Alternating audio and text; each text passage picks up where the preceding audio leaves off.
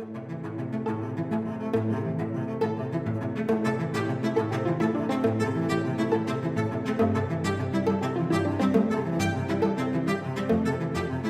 je m'appelle Jérôme Cuny et je vais présenter une conférence sur la relocalisation, qui signifie en fait la réindustrialisation en France. C'est un sujet clé parce qu'en fait, depuis les années 70 en France, l'industrie a progressivement diminué pour représenter seulement 10% du PIB aujourd'hui en France. Et les conséquences très concrètes nous ont amené à en fait consommer énormément de produits importés puisque nous ne les fabriquions plus sur notre territoire. Aujourd'hui, notre pays a un vrai souhait de redynamiser l'industrie et de réindustrialiser notre pays. Il y a énormément d'opportunités qui vont venir avec cette dynamique, la création d'emplois, la diminution des impacts environnementaux par la production sur notre territoire par rapport à la production dans d'autres pays, entre autres en Asie, et puis aussi une amélioration de notre autonomie et de la balance du commerce extérieur. Mais en face de ça, nous avons toute une série de défis très significatifs qui vont de la recherche de terrain, le besoin en matières premières, en énergie, le défi des ressources humaines, trouver des personnes qui ont envie de travailler dans le secteur industriel alors que depuis 2 générations, on a beaucoup découragé les jeunes à aller dans ce secteur.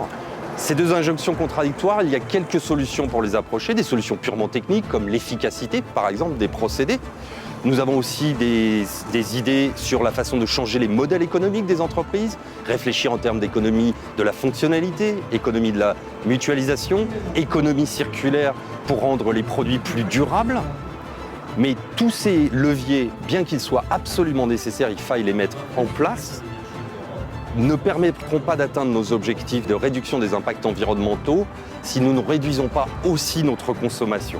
C'est par l'action que nous pourrons engager le changement et inspirer les gens autour de nous pour que cela fasse tache d'huile et qu'on observe une vraie révolution et une transformation de la manière dont notre pays fonctionne pour qu'elle soit plus en équilibre avec l'environnement. Donc vous le savez, face aux enjeux environnementaux et aux ruptures d'approvisionnement, il devient nécessaire d'agir collectivement pour limiter notre impact environnemental et tendre vers une plus grande résilience des territoires. Et puis il y a une urgence de modifier nos comportements, notre manière de consommer et de produire. Les enjeux, donc, vous les connaissez, c'est concilier développement et préservation de l'environnement et de nos ressources, maintenir l'activité d'un territoire, relocaliser nos outils de production, réindustrialiser, favoriser l'emploi sur le territoire, tout en limitant notre impact environnemental. Augmenter notre capacité de production locale pour répondre à une demande locale, favoriser des démarches d'économie circulaire à l'échelle d'un territoire et de favoriser la coopération entre les acteurs économiques d'un même territoire afin de mieux se connaître pour faire émerger des synergies locales. Alors le changement, il est en marche. En tous les cas, dans notre territoire, il est en marche. Et c'est avec vraiment beaucoup de plaisir que je vous accueille. Et c'est tout un programme que je vous propose de vous laisser la parole, que vous allez nous expliquer. Merci à vous. Merci. C'est bien que ça marche. Donc IFAF, en fait, ce à quoi on n'est plus habitué, c'est faire des choix durs et forts sur la production, sur de la consommation. On ne l'a pas fait depuis 70 ans. Donc c'est sûr, on n'y arrive pas. Mais moi je pense, c'est soit on va le subir, si on ne le planifie pas, on va le subir. Je vous remercie pour votre attention.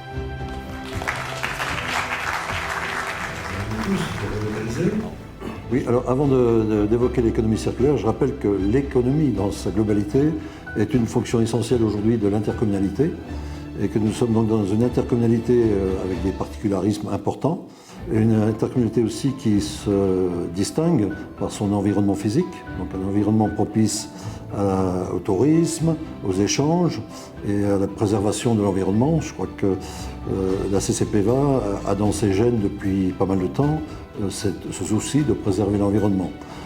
L'économie circulaire fait partie des démarches vertueuses que l'on doit encourager justement pour ramener de la production sur le territoire tout en contribuant à ne pas augmenter, au minimum ne pas augmenter, mais si possible à diminuer l'empreinte carbone et contribuer donc à l'amélioration globale de l'environnement.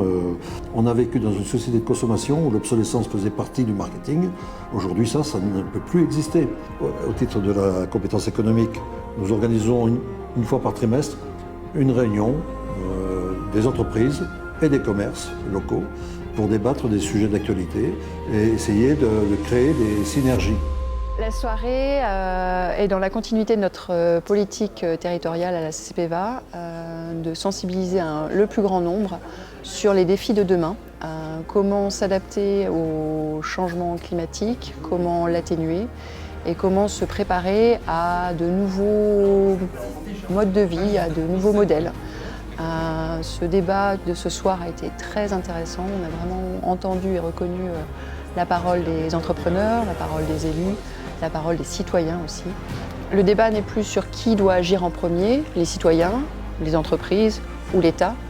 La réponse de ce soir que je retiens, c'est qu'on doit tous agir ensemble, à notre échelle, à notre niveau.